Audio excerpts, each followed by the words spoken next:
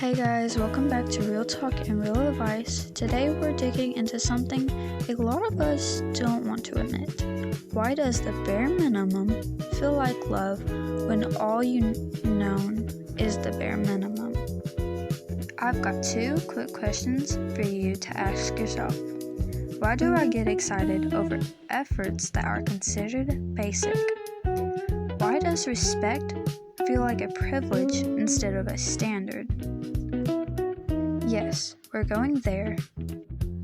Why it happens when your history is filled with emotion, scraps, crumbs feel like a meal.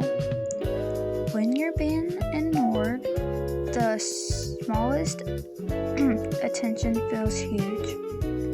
But here's the question you need to confront. What did love look like for you growing up? Who taught you that effort is optional? Did you learn love throughout chaos or through care? And the deeper one, are you accepting the bare minimum because you want to love or because you don't believe you deserve more? Storytime confession with questions. I used to think a guy texting me, "Did you eat?" meant he was husband material.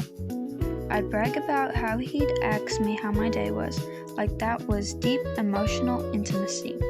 But I had to stop and ask myself, what did I prize someone for doing the least? Why can't I tell the difference between the bare minimum and genuine effort? Why does not being toxic feel exploited? Am I attracted to people or am I just relieved they're not hurting me? Question to answer. Why do I always fall for people who give me the least but I ignore the ones who genuinely care? My answer is because what feels similar feels safe even when familiar wasn't healthy. Here are questions to ask yourself. Does attention feel overwhelming because you're not used to receiving it? Do you pull away from good love because you're scared you'll lose it? Are you choosing people who trigger your wounds instead of people who support your healing? Does chaos feel more natural than stability? And the real one. If someone treats you with full effort, would you even realize it was love? Advice you didn't ask for but you clearly needed with questions. Also, no offense, but it's true. Bare minimum is not love. Attention is not affection. Consistency is not commitment. Ask yourself, should I accept this if I truly valued myself? In this relationship, feeding me or draining me? Am I staying because it feels good or because I'm scared of being alone? What would I tell my best friend if they were in this situation? If they stopped texting me today, would we have a relationship? Unpopular opinion of the day with questions. Sometimes you're not in love, you're emotionally starving. And the first person who shows you the tiniest attention feels like home. So here's the real question. Are you falling for some person or falling for the feeling of being noticed? Phrasing your standards with questions. When you're healing, everything changes. Ask yourself, what do I really want in a partner?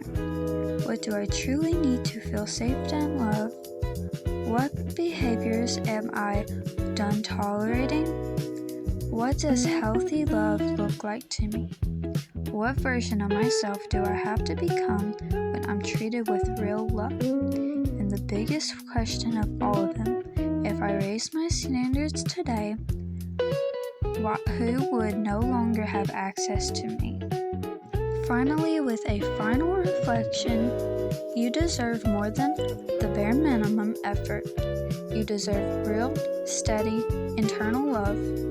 So before we end this episode, ask yourself, am I shrinking Am I accepting crumbs because I'm scared the full meal won't come?